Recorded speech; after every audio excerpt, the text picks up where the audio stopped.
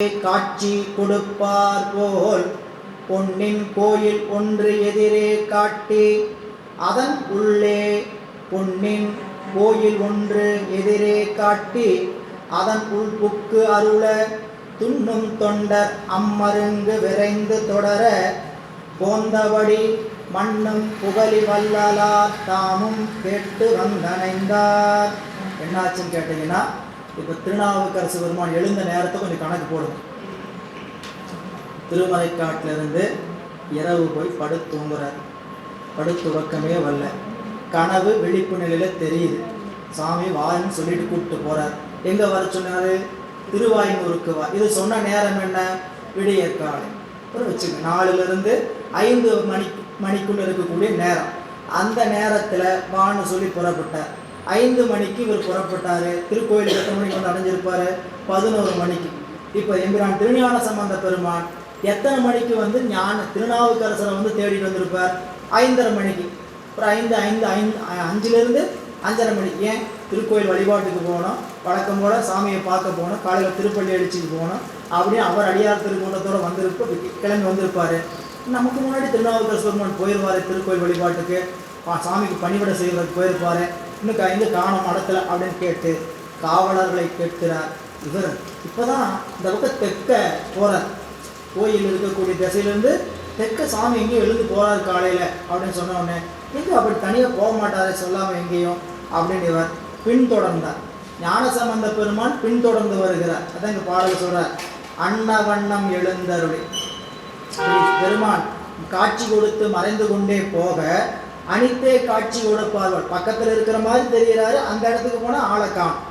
அப்படி அனித்தே காட்சி கொடுப்பார் போல் சென்று பொன்னின் கோயில் ஒன்று எதிரே காட்டி, ஒரு கோயில், பொற்கோயில் மாதிரி ஒரு கோயிலை எதிர காட்டி இறைவன் அதன் உள் புக்கு அருள, இறைவன் அந்த திருக்கோயிலுக்குள்ள போய் மறைந்தருள்கிறார். பொற்கோயில் என்று சொல்லக்கூடிய அந்த திருக்கோயிலில் போய் மறைந்து புக்கு அருள துண்ணும் தொண்டர் அம்மருங்கு விரைந்து தொடர. இப்போ பிள்ளையார் அவரை என்ன துன்பம் பண்ணோன்றது இங்கே ஞாயனார். எந்த சாமி இங்கே உள்ளே போனார், அவரை காணமேன்ட்டு அந்த கோயிலுக்குள் இவர் செல்ல, இவர் செல்கின்ற நேரத்தில் போந்தபடினா இப்போ நாயனார் எங்கே போனான்னு கேட்டு அறிந்தபடி, போந்தபடிங்கிற சொல்லுக்காங்க என்னன்னு கேட்டிங்கன்னா, திருநாவுக்கரசு அப்பர் பெருமான் எங்கே சென்றார் என்று பிள்ளையார் வினவ அவர்கள் சொல்லியதை கேட்டு போந்தபடி. அந்த இடத்துல அவ்வளோ சொற்களை நினச்சிக்கணும். போந்தபடி மண்ணும் புகழி வள்ளலார் தாமும் கேட்டு வந்தானே. அவரும் அவர் பின்னாலேயே தொடர்ந்து வருகிறார். இது எவ்வளவு தூரத்தில் வந்திருப்பான்னு கேட்டிங்கன்னா, ஒரு 100 அல்லது 500 மீட்டர் தூரத்துக்குள்ளே, சரி, ஒரு 1/2 கிலோமீட்டர், ஒரு பரலாங்கு, இவ்வளோதான். இந்த பரலாங்கு தூரத்தில் என்னன்னு கேட்டிங்கன்னா, அப்பரே நில்லும், அப்பரே நில்லும் அப்படின்னு சொல்லிகிட்டே போவார். இவருக்கு சாமியுடைய காட்சியை பார்த்துக்கிட்டு அதற்கு அப்படியே போயிட்டு இருக்கிறார். அதனால் பின்னாடி அழைத்தாலும் கேட்கலை, அழைத்த தொலைவிலையும் அவர் இல்லை. அதனால் அப்படி புறப்பட்டு உள்ளே வந்து அடைகிறார்.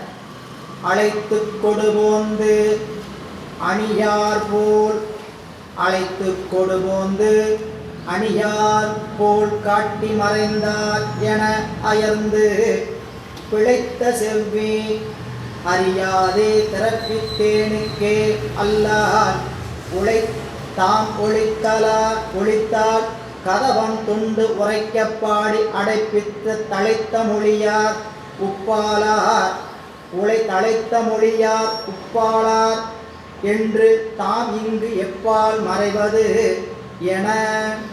இப்போ இந்த பாடலூர் ஒரு திருவருள் கருணையா அப்படியே திருநாவுக்கரசு பெருமான் அப்படி திருவாய்மூருக்கு வான்னு சொல்லி பெருமான் போனார். அவர் இப்போ மறைஞ்சிக்கிட்டே போய் மறைஞ்சிட்டாரு.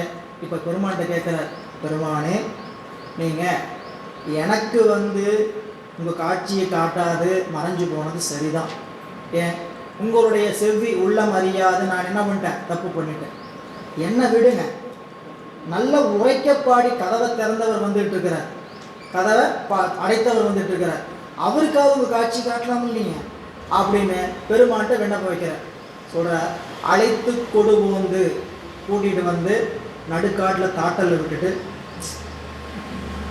நடுவழியில் விட்டுட்டு, அப்படி தான் சொல்லணும். பெருமான் பாவென்று போனார் அப்படின்னு சொன்னார். வந்தவர் என்ன பண்ணணும்? இருப்பா அப்படின்னு சொல்லி ஏதாவது காட்சி கொடுத்துருந்தா பரவாயில்ல. அவர் இது சேக்கிழார் பெருமான் சொல்கிறேன், அழைத்து கொடு போந்து அணியார் போல் காட்டி மறைந்தார். பக்கத்தில் இருக்கிற மாதிரியே தெரிஞ்சது, மறைஞ்சிட்டார் என்று அயர்ந்து வருத்தப்பட்டு அப்புறம் பிழைத்த செவ்வி அறியாதே திறப்பித்தேனுக்கே, அதாவது செவ்வி அறியாதே பிழைத்து திறப்பித்தேனுக்கல்லால் அப்படி படிக்கணும். இந்த சொல்ல எப்படி படிக்கணும்னு கேட்டீங்கன்னா, செவ்வி அறியாது, செவ்வி என்பது திருவுள்ள கருத்து.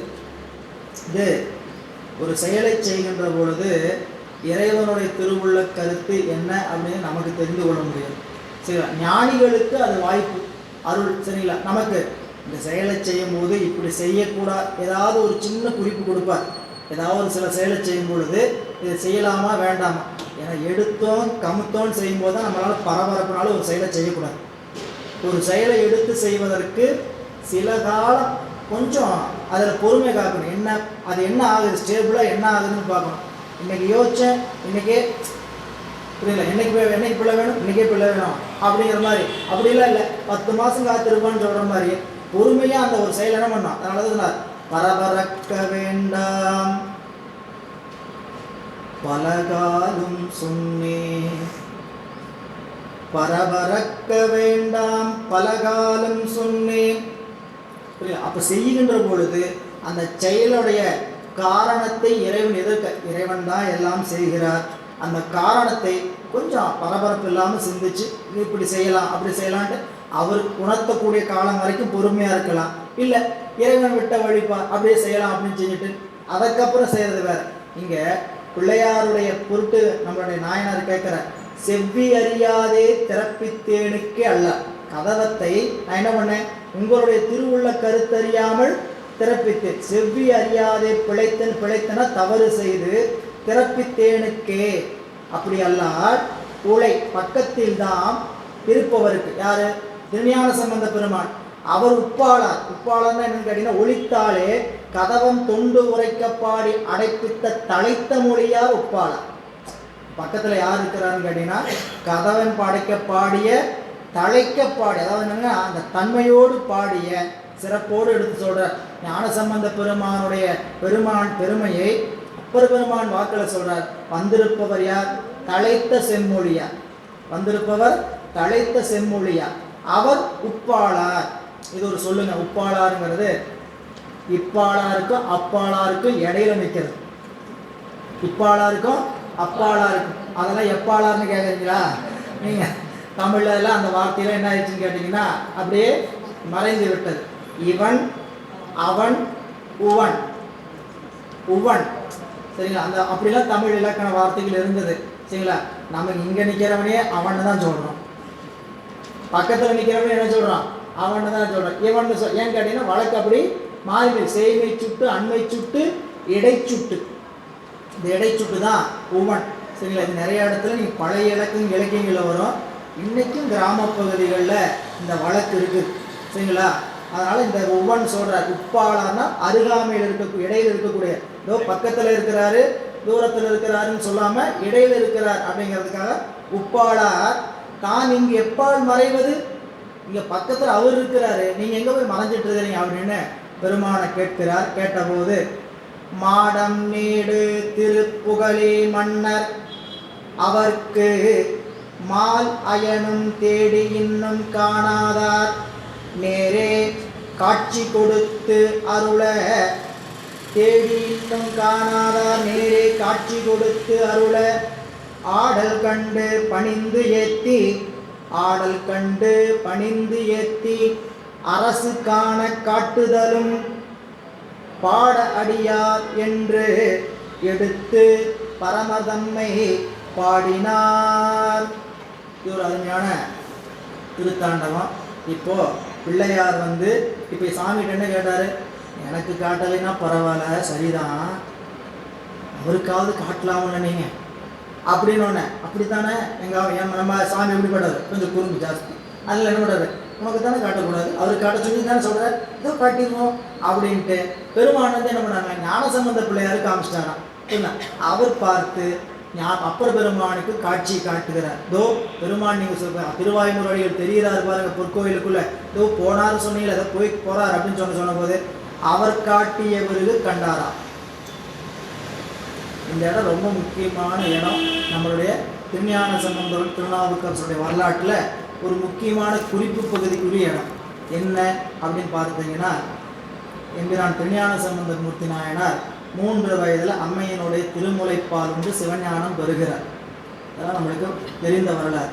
அப்போது அவருடைய தந்தையார் வந்து, யார் கொடுத்த எச்சில் பாலை நீ உண்டது, உனக்கு இது எச்சில் மயங்கிட இட்டாரை காட்டு, உனக்கு இது எச்சில் மயங்கிட இட்டாரை காட்டு, வாயில் பால் விடுகிறது, உனக்கு இதை கொடுத்தவங்க யார், எச்சில் பாலை குடிச்சு யாரோ குடித்த பாலை குடிச்சிருக்கிற, இல்லாட்டி நல்லவங்களுடைய பாலை குடிக்கல. இப்போ ஏன்னு கேட்டிங்கன்னா, இந்த திருடனுடைய பால் குடி திருட்டு புத்தி வந்துட போகுது, அப்படி உணவு வழி உணர்வுங்கிறதுனால யார் கொடுத்த பாலை குடிச்ச சொல்லு அப்படின்னு அப்பா சிறிய குச்சி கொண்டு ஓச்ச அவர் மேலே அப்படி கையை காட்டினார், சுட்டி காட்டினார். சுட்டி காட்டின போது அவங்க அப்பா, உங்களுக்கு தெரியல சொல்கிறையா இல்லையாப்போ, தோடுடைய செவியன் விடையேறிவோ தூவன் மதிசூடி திருப்பதியும் பாடனர். அப்பாவுக்கு முதலில் கையில் சுட்டி காட்டி அவரால் காண முடியவில்லை. காண முடியாததனால் அவருக்கு சொற்கள் வாயிலாக வந்தவரை அடையாளப்படுத்தினார். அப்பா பார்க்க முடியல, சரிங்களா? ஞானசம்பந்த பெருமான் காட்ட தயாராக இருந்தாலும் அதை காண்பதற்கான தவம் இல்லாதவர் சிவபாத இருதயம். இப்போ ஞானசம்பந்த பிள்ளையார் காட்டுகிற காட்சியை காணுகின்ற தவம் உடையவர் அப்பர் பெருமான். காட்டுபவருக்கும் தவம் வேண்டும், காண்பவருக்கும் தவம் வேண்டும், சரிங்களா? சிவபெருமான காட்டுவீங்களா நீங்கள்? காட்டலாம். காண்பதற்கு தகுதி இருக்கா? அதாவது காட்டுறதுக்கு தகுதி இருக்கணும், இல்லை காட்டுறவங்களுக்கு அந்த தகுதி வேண்டும். காட்டுபவர்கள் காட்டினாலும் காண்பதற்கு தகுதி வேண்டும். அதனால தான் காணாதார் ஆட்டுவித்தால் ஆறுவருவர் ஆடாதாரே, அடக்குவித்தால் ஆறுவர் அடங்காதாரே, பாட்டுவித்தால் ஆறுவர் பாடாதாரே, பணிவித்தால் ஆறுவர் பணியாதாரே, ஓட்டுவித்தால் ஆறுவர் ஓடாதாரே, உருகுவித்தால் ஆறுவர் உருகாதாரே, காட்டுவித்தார் ஆறுவர் காணாதாரே, காண்பாரார் கண்ணுதலாய் காட்டாக்கார். காட்டுவித்தால் ஆறுவர் காணாதாரேன்னு சொன்னார். காட்டுவித்தால் கண்டலாம், கண்ணுதலாய் காட்டாக்காலே காண்பார் ஆர். சிவம் உணர்த்தவில்லை என்றால் நம்மால் உணர முடியவில்லை. அறிவு மறுக்குது. என்ன, நம்ம சிவம் நமக்கு மட்டும் ஏன் உணர்த்த மாட்டேங்குது? நம்ம உணர்த்துற அளவுக்கு அந்த தவத்தில் நாம் நிற்கணும், புரியுங்களா? பெரிய பெரிய அருளாளர்களே உணர்த்தில் உணர்வேன், உணர்த்தில் உணர்வேன் அப்படின்னு சொல்லிட்டு போயிருக்காங்க. உணர்த்தாது ஒளிந்தே கழிந்தொழிந்தேன் மணிவாச பெருமான். உணர்த்தாது ஒளிந்தே கழிந்தொழிந்தேன் அப்படின்னு சொல்கிறார். அப்போது உணர்த்த வேண்டிய இடத்துல இருக்கிறவங்களுக்கு அந்த தவம் வேண்டும், காண்பவர்களுக்கு உணர்றவங்களுக்கு அந்த தவம் வேண்டும். எனவே அப்பர் பெருமானுக்கு பிள்ளையார் அந்த இடத்தை காட்டுறார். திருவாய்மூர் அடிகள் போடுகின்ற காட்சியை காட்டுறார். அந்த காட்சியை கண்டவுடன் பாட அடியார் பரவ கண்டேன், பதிகம் பூரா கண்டேன் கண்டேன் வருவார். ரொம்ப அருமையான இசைக்குரிய பதிகம். அதுவும் இல்லாமல் அப்பர் பெருமான் எப்படி பார்த்து ரசித்து பாடியிருப்பார், எப்படி அந்த காட்சியை பாடியிருப்பார் அப்படின்னு பார்க்கணும். பாட அடியார் பரவ கண்டேன், பக்தர் கணம் சூழ பரவ கண்டேன் அப்படின்னு கண்டேன் கண்டேன்ட்டு வரும். நல்லா காட்சி வீட்டில் போய் அந்த திருப்பதிகத்தை படித்து பாருங்கள். அப்படி பெருமானை கண்டேன் கண்டேன் கண்டேன் என்று சொல்லி திருப்பதிகம் பாடுறார். மாடம் நீடு திருப்புகழி மன்னர் அவர்க்கு, யாருக்கு? மால் அயன் காண முடியாத, மாலும் அயனும் தேடி இன்னும் காணாதார், நேரே காட்சி கொடுத்தருள, நேரே காட்சி கொடுத்தருள அவர், நேரே காட்சி கொடுத்தருள ஆடல் கண்டு பணிந்து ஏற்றி, ஆடல் கண்டு பணிந்து ஏற்றி பெருமானுடைய திருவருளை பணிந்து ஏற்றி அரசும் காண காட்டுதலும். என்ன பண்ணாருன்னு கேட்டிங்கன்னா, நம்மளுடைய திருநாவுக்கரசு பெருமான அந்த காட்சியை காணும்படி காட்டினார். அப்படி காட்டிய பொழுது அவர் அரசு காண காட்டுதலும் பாட அடியார் என்று எடுத்து பரமர்தம்மை அந்த இதெல்லாம் 11ஆம் சூத்திரத்தில் பெருமான் நமக்கு 2 இடம் 2 உபகாரம் செய்கிறார். காட்டும் உபகாரம், காணும் உபகாரம். காட்டும் உபகாரத்தையும் காணும் உபகாரத்தையும் 2 சேர்த்து தான் சொல்கிறார். ஆனால் நம்மளுக்கு புரியறதுக்காக 5ஆம் நூற்பாவை காட்டும் அதிகாரமாகவும் 11ஆம் நூற்பாவை காணும் நிலையும் நம்ம காட்டும் உபகாரமாக காட்டுறார். அது ரெண்டையுமே நீங்கள் படிச்சிங்கன்னா தான் காட்டும் உபகாரம்னா என்னன்னு கேட்டிங்கன்னா, ஒரு பொருளை காட்டுவதற்கு இங்கிருந்து அவன் காட்ட வேண்டும். காட்டுறதுனா கண்ணில் மட்டும் நினச்சக்கூடாது. 5 புலனின் அனுபவத்திலும் ஒரு பொருள் அனுபவத்துக்கு வரணும்னா அவன் என்ன செய்யணும்னு கேட்டிங்கன்னா, நம்மிடத்திலும் அந்த உபகாரத்தை செய்யணும். அந்த பொருள் எந்த பொருள் நமக்கு அனுபவத்துக்கு வரணுமோ அந்த பொருள் இடத்துல அவனுடைய உபகாரத்தை செய்யணும். சரிங்களா? அண்ணலும் நோக்கினால் அவளும் நோக்கினால் அப்படிங்கும்போது 2 பேர்த்துக்கு இந்த நோக்கத்தை சாமி என்ன பண்ணணும், அறிவுக்குள்ளே உருவாக்கும். புரியல? ஒரு கடைக்கு ஒரு பொருளை வாங்க போகிறோம். பொருளை வாங்கி அந்த பொருள் நமக்கு பிடிச்ச மாதிரி வாங்கிட்டு வெளியே வரணும்னா இந்த பெருமான் நமக்குள்ள விருப்பத்தை கொடுத்தது மட்டும் போதாது. புரியல? அந்த பொருள் நமக்கு பிடிக்கிற மாதிரி எந்த பொருளும் அந்த பொருளில் அவர் எந்தெந்த பொருளும் பிடிக்கலன்னு வெளியே வரணும். அந்த பொருள் மேலே சாமி என்ன பண்ணல, உபகாரம் செய்யவில்லை. அப்படி நீ இதெல்லாம் உனக்கு ஆகாது அப்படின்றார். எது பிடிக்குதோ அந்த பொருள் இருந்து அவர் என்ன பண்ணுறாரு, மகிழ்ச்சி. இது நமக்கு என்ன ஆகுது சார், இதெல்லாம் நம்ம என்ன நினச்சிக்கிறோம், நாம் தான் முடிவெடுக்கிறோம் அப்படின்னு நினச்சிக்கிறோம். முடிவெடுத்து சொல்லிட்டு வந்த பொருள் கூட கிடைக்காம போகும். முடிவெடுத்து சொல்லிட்டு வந்த பொருளோட நம்ம கை கெட்டார். இதெல்லாம் பெருமான் செய்கின்ற கருணையினுடைய உபகாரம். அது 2 உபகாரம். நீ அதெல்லாம் இறைவன் நமக்கு நன்மையை செய்யும் பொழுதெல்லாம் சரி காட்டி அவரும் கண்டு நமக்கு காட்டுகிறார். சரி, நமக்கு துன்பமான பொருளை தருகின்ற பொழுதும் நமக்கு இன்பத்துக்கு எந்தெந்த பொருள்லாம் இருக்குதோ அந்த பொருளெல்லாம் தரும்போது அவர் அதில் கலந்துன்னு நமக்கு அனுபவத்தை கொடுக்குறாருன்னா அது எவ்வளோ பெரிய கருணையாக இருக்குது. புரியல? ஒரு உலகையில் பொருளில் இன்பத்தை அனுபவிக்கிறோம். 5 புலனில் வரக்கூடிய இன்பத்தில் இந்தந்த புலன்லேருந்துலாம் வரக்கூடிய இன்பத்துக்கு அவர் துணை நின்று இந்த புலன் வழியாக நின்று தானே கொடுத்தாகணும். புரியுங்களா? அதான் சொல்லும் பொழுது இறைவன் காயக்கருக்குழியில் காத்திருந்தும்,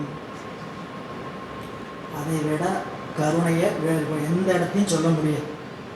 காயக்கருக்குழியில் காத்திருந்தும் போற்றி பகருடைய சாமி சொல்கிறார், இறைவன் எங்கே காத்திருக்கிறார் நம்ம வருகைக்காக. காயக்கருக்குழின்னு என்னன்னு கேட்டிங்கன்னா, கருப்பப்பையினுடைய துவாரத்தினுடைய இடத்துல, பனிக்கூடத்தினுடைய இடத்துல, சரிங்களா? அந்த இடத்துக்கு போகும்போது அந்த ஆணினுடைய சுக்கிலம் என்று சொல்லக்கூடியது போகின்ற பொழுது உடைத்து கொண்டு உள்ளே போகணும். உள்ளே போன உடனே டப்புன்னு மூடணும். இந்த உள்ளே போகிறதுக்கு முன்னாடி ஏகப்பட்ட கிருமிகள் காத்துக்கிட்டு இருக்குமாமா இந்த அணுவை உண்பதற்காக. அந்த அத்தனை அணுவை விட்டுருந்தோம் இந்த உயிரை தப்பிச்சு உள்ளே கூட்டிகிட்டு வரணும். இல்லைங்களா? அதனால தான் அந்த இடத்த சொல்லும் பொழுது ஒருமதி தாண்டியின் இருமையில் பிழைத்து அதுக்கு முன்னாடி சொல்லுகின்ற பொழுது இறைவன் அந்த காயக்கருக்குழியில் காத்திருக்கிறார். எப்படி சொல்லி நம்ம விளங்க வைக்கிறது, புரியுதுங்களா? ஒரு நாற்றமுடைய இடத்துல நாம் உட்காந்துருக்க மாட்டோம். துர்நாற்றமுடைய இடத்துல நாம் உட்காந்துருக்குமா? இறைவன் எங்கே உட்காந்துருக்கிறான்னு சொல்கிறாரு, காய கருக்குழியில் காத்திருங்க. ஏன்னா பனி கூட உடஞ்சதுன்னா எவ்வளவு துர்நாற்றம்ங்கிறது உங்களுக்கு தெரியும். அந்த இடத்துல பெருமான் காத்திருக்க வேண்டிய அவசியம் என்ன? இந்த உயிருக்கு அங்கே தான் எழுதுறார். புரியல? கருவாகி குழம்பிருந்து அந்த இடத்த சாமி என்ன பண்ணுறான்னு கேட்டிங்கன்னா, பட்டோ அந்த என்ன ஊழ் அப்படின்னு எழுதி அப்படியே அந்த உயிரோடு சேர்த்து உள்ளே அனுப்புகிறார். இந்த கருவிலனையாக இருந்து இப்படி இந்த வினையெல்லாம் அனுபவிக்க வேண்டும். அப்படிப்பட்ட கருணை. எனவே பாடாடியார் பரவ கண்டேன் என்று ஞானசம்பந்த பெருமான் காட்ட அப்பர் பெருமான் கண்டு இறைவனை கண்டேன் கண்டேன் கண்டேன் என்று சொல்லிக்கொண்டு திருப்பதிகம் பாடுகிறார்.